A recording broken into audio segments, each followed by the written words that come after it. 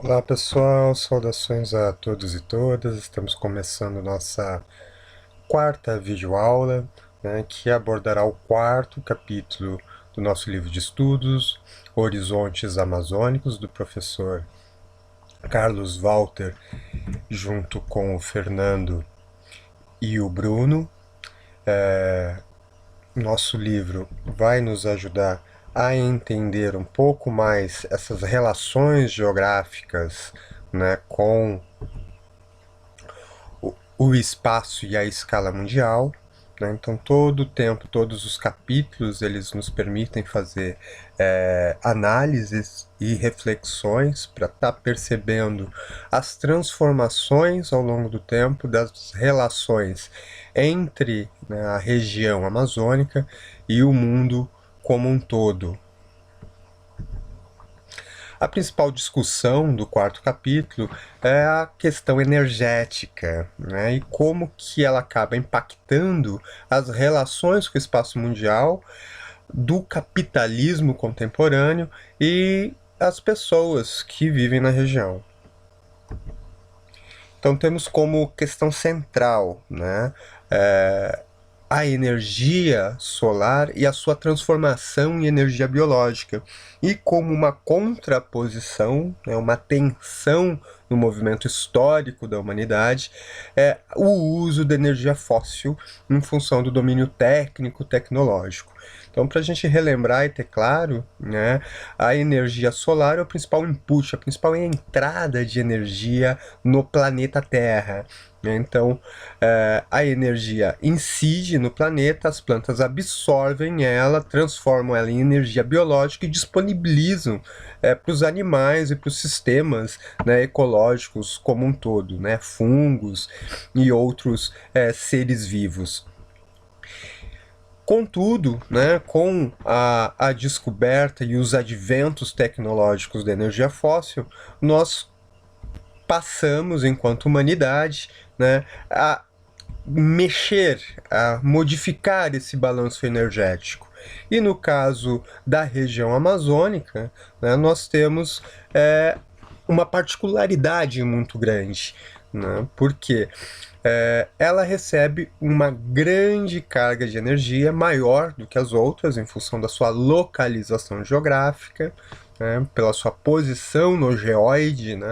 no globo terrestre, e pelas particularidades de clima, A partir do momento que se desenvolveu essas florestas densas, a complexidade biológica aumentou muito a eficiência de absorver e transformar a energia solar. Então isso cria,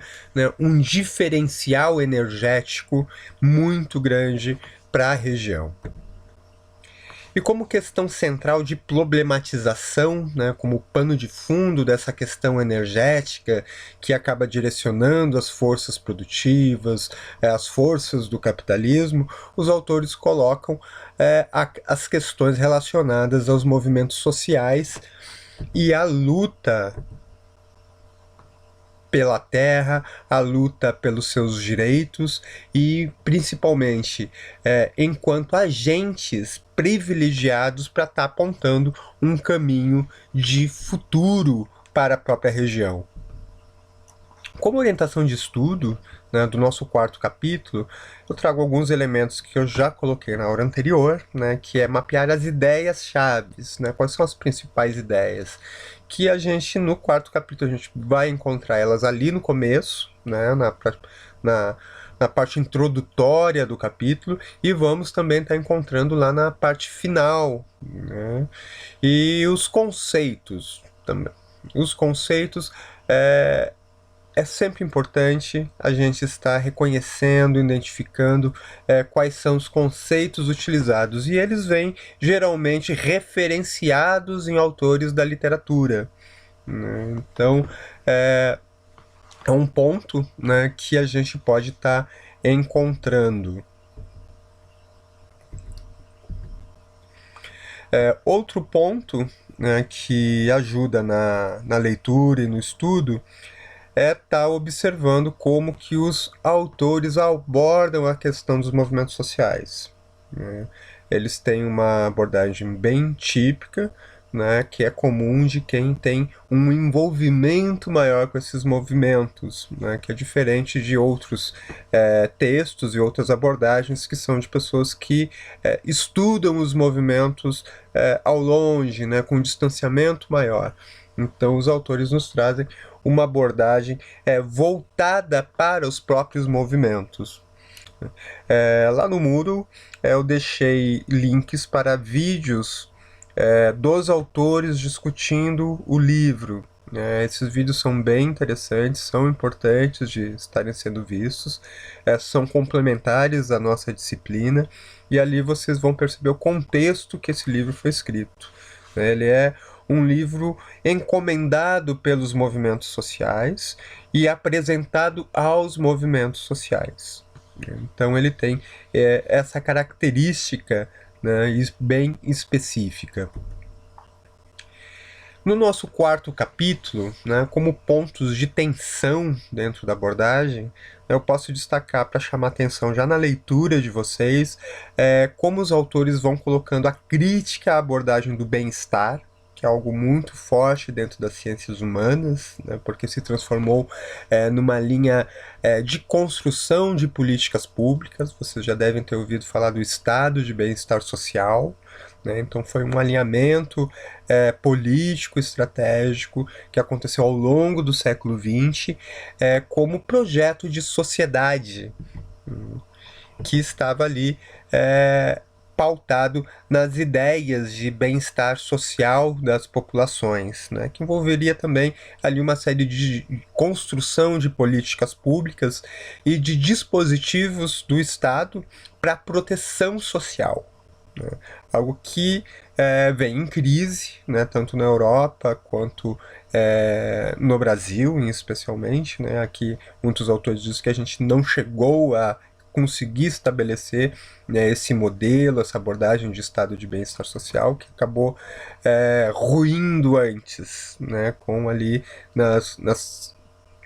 com os impactos das crises econômicas e com, né, os caminhos de tensão política interna que o país vive, né, e enfrenta sempre, né. Outro ponto, né, a crítica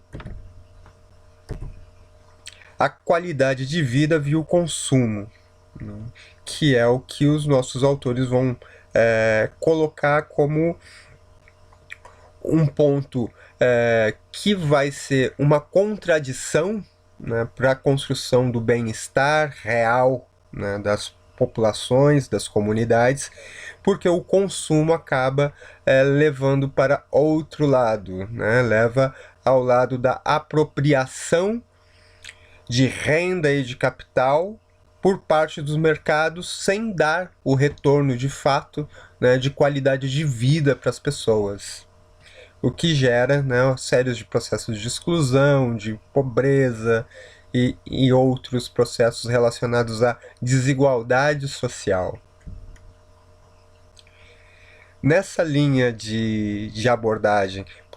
quando eles começam a problematizar a questão do consumo, né, na contemporaneidade, e o consumo como foi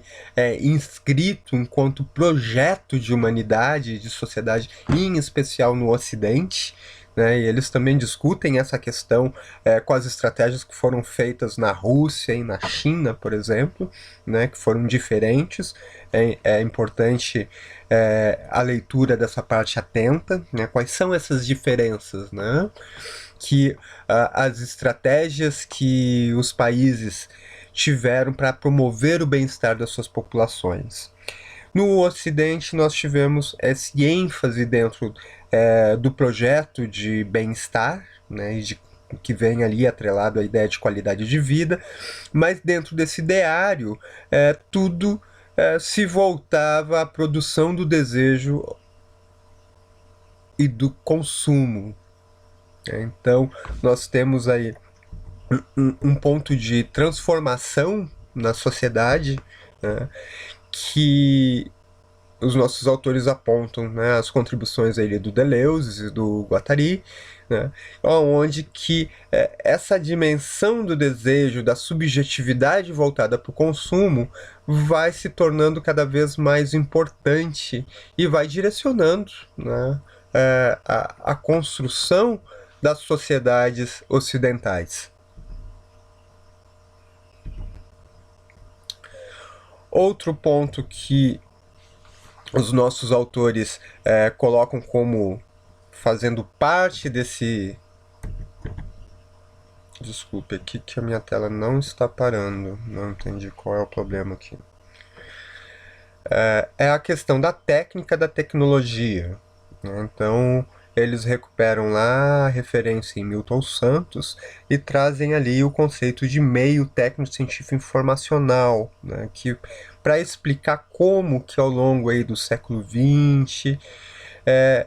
a técnica e a tecnologia foram sendo direcionadas, né, para se consolidar uma forma de produzir, um modo de produção, um tipo de capitalismo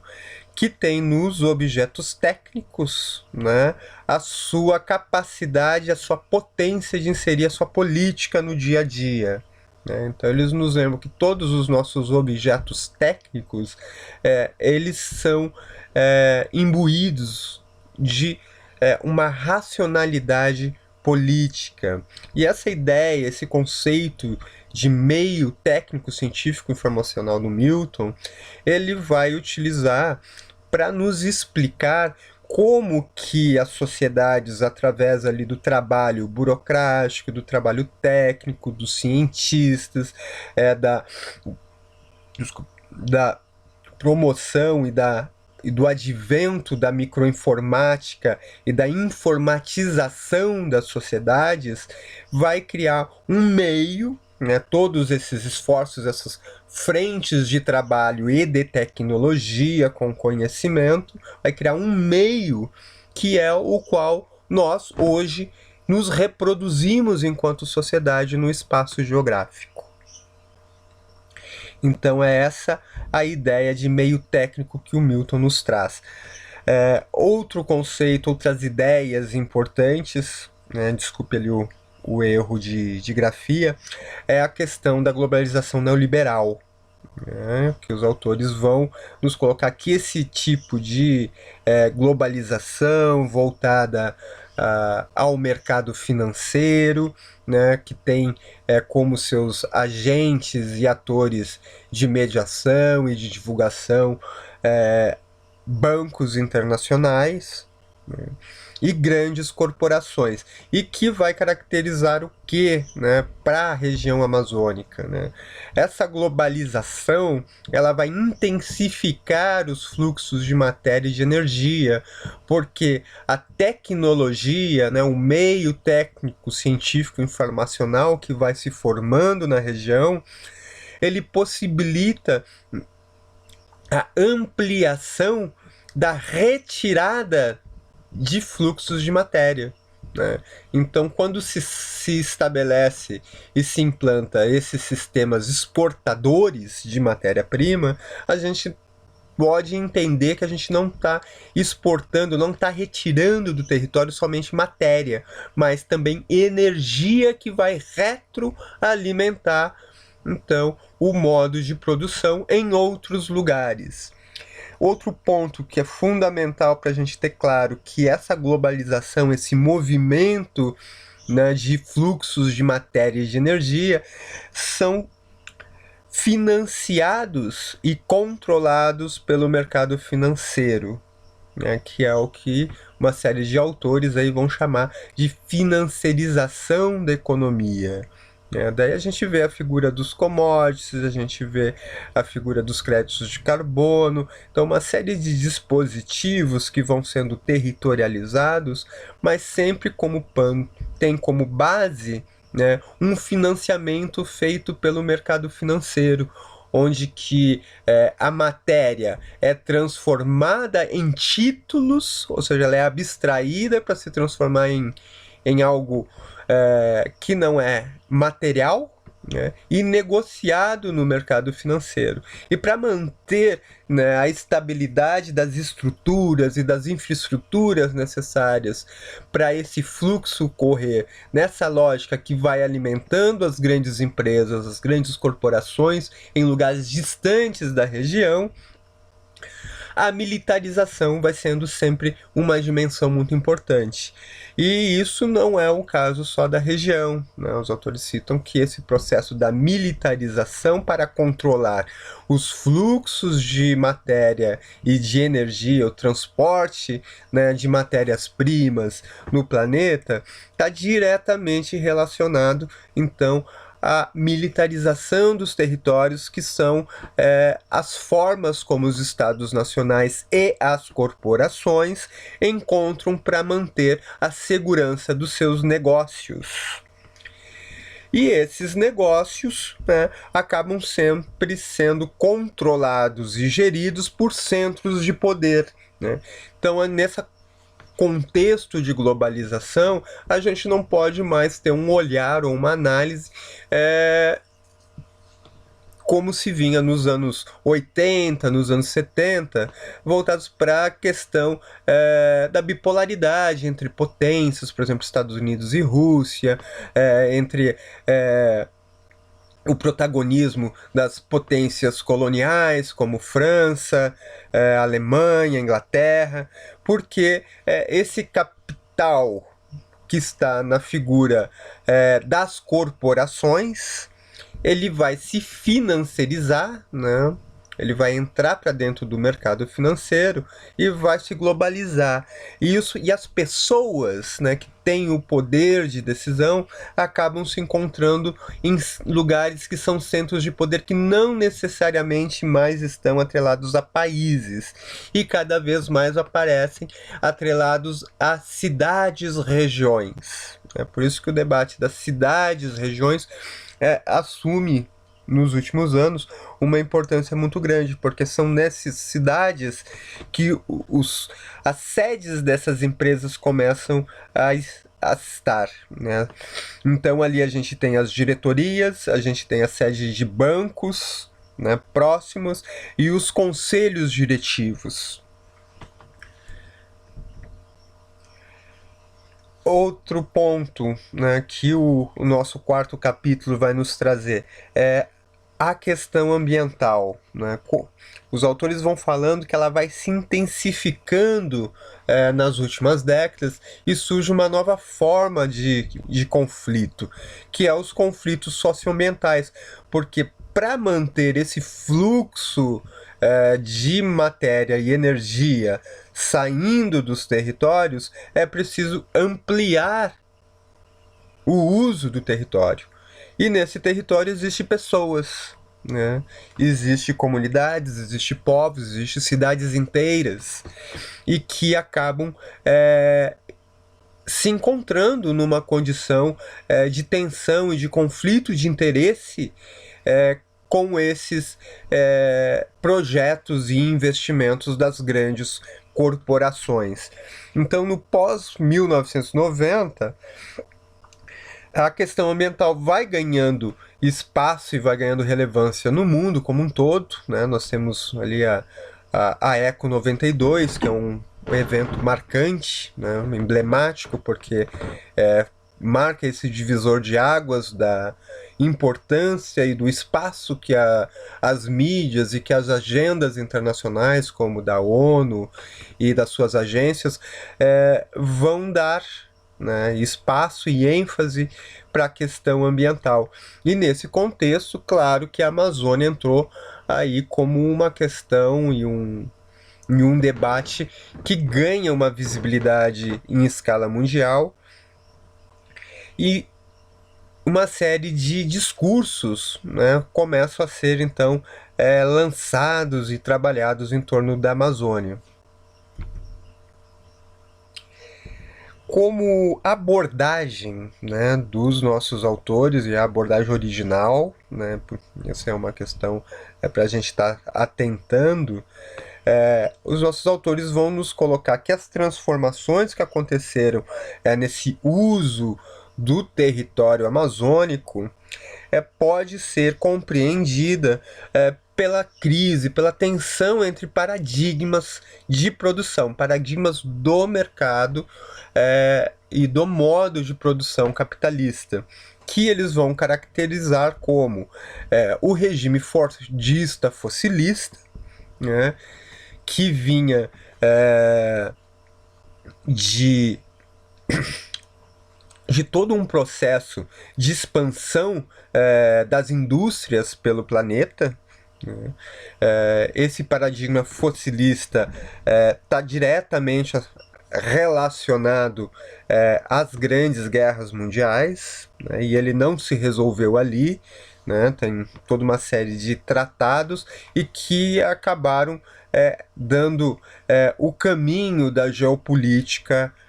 mundial até o presente momento, né. E o outro paradigma que nossos autores vão nos apontar é que surgiu dentro dos regimes de acumulação do capitalismo contemporâneo um regime de acumulação flexível, né? Porque ele adota então as novas tecnologias e com uma ênfase na biotecnologia, no capital biotecnológico. Então, dentro dessa tensão, né, do que já estava nos territórios, que era o processo de industrialização com base no uso do recurso fóssil, né, como no caso do Brasil, a adoção desse paradigma é tão forte que a gente pode constatar ele nos nossos sistemas de transporte, nos nossos modais de transportes, que as escolhas dos governantes foi ter investido recursos públicos em construir uma grande malha viária